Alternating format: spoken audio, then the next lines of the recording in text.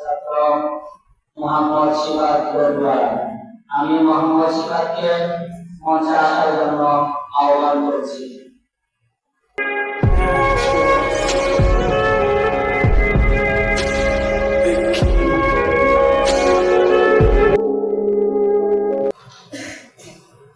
আসসালামু আলাইকুম ওয়া রাহমাতুল্লাহি ওয়া বারাকাতুহু।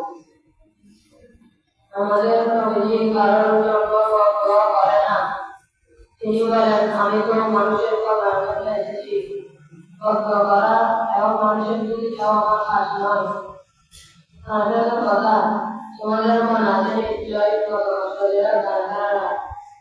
আল্লাহর ফেরেশতারা যেন নবীজি বলেন, তাহলে তুই কাজ একবারে তাদের বিষয়ে হবে, কিন্তু রহমত নবী প্রতিভা না করেন।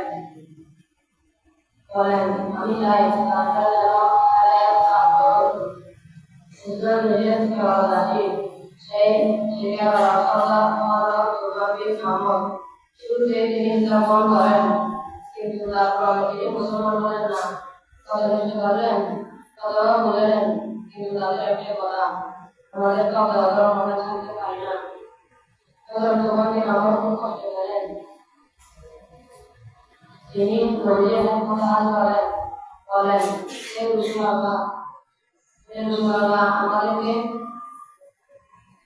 রাসূলুল্লাহ, আমাদেরকে আমি কাম করুন। তখন